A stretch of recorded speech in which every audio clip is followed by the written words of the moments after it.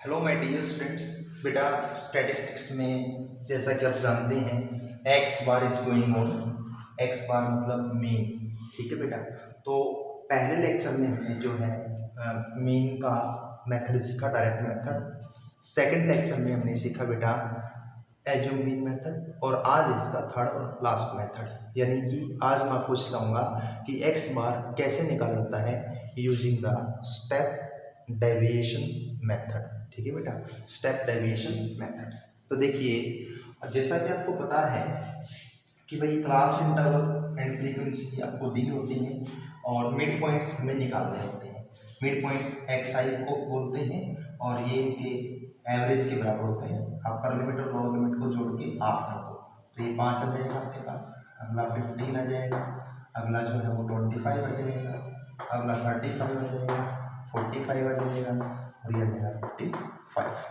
और जो आपका एफ आई होता है बेटा, फ्रीक्वेंसीज गिवन होती है, इनका सम हमें हमेशा चाहिए। तो ये जो 100 है ना, ये एक्चुअली क्या है, समेशन एफ आई। तो समेशन एफ आई की वैल्यू आपके पास कितनी होगी, 100 टोटल फ्रीक्वेंसी। अब देखिए, अगर हम एफ आई और एक्स आई के डायरेक्ट मल्टीप्लाई कर देते हैं तो इसको बोलते हैं डायरेक्ट मेथड में निकालने का। ठीक है, अगर हम एफ आई की डी आई से मल्टीप्लाई कर देते तो ये होता है बेटा एज्यूम मीन मेथड। ठीक है, और यहाँ हम एक नया कॉलम जनरेट करेंगे यू आई। बताता हूँ आपको यू आई क्या है।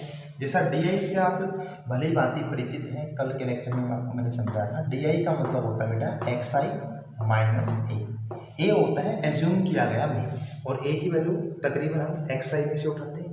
मान लो मैं ए जो है 25 को मान लेता हूँ, तो ये डिक्लेयर करना पड़ेगा कि मैंने एक्स आई में से किस वैल्यू को ए लिया। और मैंने आपको ये भी बताया था कि ए की वैल्यू एक्स आई में से लेना भी कोई कंपल्सन नहीं है। एक ऐसी सूटेबल वैल्यू लीजिए जिसमें से जिसको हम अगर सभी एक्स आई में से माइनस करें तो हमें एक अच्छी वैल्यू यहाँ पर प्राप्त हो। अच्छी वैल्यू का मतलब है जिसमें जीरोज आए या जो छोटी वैल्यू हो जिसको कैलकुलेशन यूज करना आसान हो। तो पहला पॉइंट ये कि मैंने ए किसको डिफाइन किया बेटा, 25 को। तो ए जो है, ए की जगह मैं क्या रखूँगा, क्या यूज़ करूँगा, 25। ये बात यहीं एक्सप्लेन करता हूँ, तब लिखने की जरूरत नहीं है। तो एक्स आई, इसमें से ए माइनस करेंगे क्या रहेगा, -20। इसमें से ए माइनस करेंगे क्या रहेगा, -10। इसमें से यही माइनस करोगे 0, ये 10, ये 20 और ये क्या हुआ 30। तो बेटा एफ आई और एक्स आई की मल्टीप्लिकेशन से एफ आई और डी आई की मल्टीप्लिकेशन ईजी है। तो एफ आई और यू आई की मल्टीप्लिकेशन और भी ईजी होनी चाहिए। हाँ, इसी पर्पज से ये कॉन्सेप्ट डेवलप किया है। तो जो यू आई होता है ना बेटा, वो होता है D I divide by H. ठीक है, तो इसके कारण इस मेथड को कई बार हम लोग चेंज ऑफ स्केल भी बोल देते हैं। स्केल मतलब छोटा कर देते हैं वैल्यूज को। एच जो होता है वो तकरीबन तो हम क्लास साइज को लेते हैं। जैसे ये क्लास आपके 10 साइज की है बेटा, 10 का डिफरेंस है, अपर में से लोअर माइनस करो कहीं भी तो 10 का गैप आ रहा है। तो एच एक्चुअली इनमें से होता है, गैप कितना है। तो यहाँ पर एच हमारा कितना है for this table, H is यहाँ मैं बता देता हूँ। और ये जो मैंने एच यहाँ यूज किया, यहाँ भी बता दो कि एच का काम कौन करेगा, 10 करेगा। राइट है, तो जितने भी डी आईज हैं उन सबको 10 का डिवीजन लगा दो, ये क्या हो जाएगा, -2, -0, 1, 2, 3। And now make the last column, that is the product of F I U I. ठीक है, जो स्टेप डेरिवेशन मेथड है उसमें एफ आई की मल्टीप्लाई किससे करते हैं बेटा, यू आई। इन दोनों का प्रोडक्ट करोगे आप।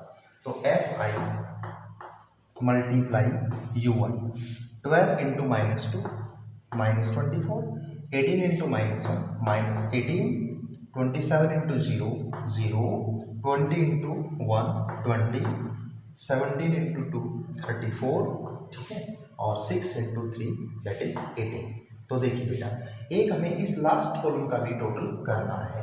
तो इसका टोटल करने के लिए क्या करेंगे आप, देखो इसको क्या बोलेंगे, इसको बोलेंगे हम summation of F I U I, that is equal to बेटा +18 -18 से कैंसिल आउट हो जाएगा। ठीक है, और 34 में से 24 माइनस करोगे रहेगा 10 और एक 20 है। तो ये कुल मिला के वैल्यू क्या है आपके पास, 30। इस सब की वैल्यू। तो ये आपने टेबल तैयार की स्टेप डेविएशन के लिए। अब आपको बता रहा हूँ फॉर्मूला। ये टेबल बनने के बाद अगर आपको एक्स बार निकालना है तो सीधे फॉर्मूला बेटा, X bar is equal to summation of F I U I divide by summation of F I, और इसी फैक्टर को हम मल्टीप्लाई कर देंगे बेटा एच से। क्यों मल्टीप्लाई किया? क्योंकि एच से हमने डिवाइड भी किया था, ठीक है, और क्योंकि ए हमने सब्ट्रैक्ट भी किया था, दैट्स वाई हम ए क्या कर देंगे, ऐड भी कर देंगे। This is the formula of mean by the step derivation method. अब 1 बाय 1 करके आप इनकी वैल्यू सब्स्टिट्यूट करो एंड आपको आंसर मिलेगा। तो समेशन एफ आई यू आई की वैल्यू कितनी बेटा 30, डिवाइड में कितना है एफ आई का समेशन कितना है 100, मल्टीप्लाई में एच, और एच आपके पास कितना है 10, और प्लस में ए आपके पास कितना है 25। तो 2 जीरो हो गई, कैंसिल आउट, तो 3 + 25 इज 28। आप एक बार ध्यान रखना बेटा, मैंने जो एज्यूम मीन मेथड था उसके लिए भी इस एग्जांपल का यूज़ किया, स्टेप डेविएशन के लिए भी इसी मेथड का यूज़ किया, और डायरेक्ट मेथड के लिए भी मैंने इसी मेथड का यूज़ किया। तो चाहे आप मेथड कोई भी यूज़ करें बेटा, ठीक है, मीन के ऊपर कोई प्रभाव नहीं पड़ता, मीन आपका जो है वही रहेगा। वन टाइम मैं रिपीट कर देता हूँ, एक फॉर्मूला आपके पास ये है, इसको बोलते हैं स्टेप डेविएशन। इससे पहला जो फॉर्मूला आपके पास था एज्यूम मीन का, वो आपके पास था X bar is equal to summation, उसमें एफ आई डी आई होता है divide by summation F I, और उसमें प्लस ए होता है, राइट। ये है एज्यूम मीन मेथड का फॉर्मूला मीन निकालने का। और सबसे पहला जो हमने किया X bar is equal to that is summation F I X I divide by में समेशन एफ आई। क्या फर्क क्या है, एक तो इनके फॉर्मूले अलग अलग है, दूसरा बेटा क्या होता है जब हमारे पास ये कैलकुलेशन बड़ी हो जाए तो हम इसको यूज करते हैं ताकि इसे थोड़ा सा कम हो सके कैलकुलेटरी पार्ट, और यहाँ भी अगर कैलकुलेशन बड़ी चल पड़े तो हम इसका यूज करते हैं ताकि और छोटी हो जाए कैलकुलेशन, ठीक है। और सेकंड थिंग इस बात पे डिपेंड करता है, जब आप बोर्ड की परीक्षा में खासतौर पर बैठे हो तो एग्जामिनर ने आपको क्या ऑर्डर दिया हुआ है कि एक्स बार निकालना है यूजिंग विच मेथड, तो जो भी मेथड एग्जाम में स्पेसिफाई होगा उसी मेथड का यूज करके बेटा आपको मीन निकालना है। You will get some problems in assignment based on the same topic.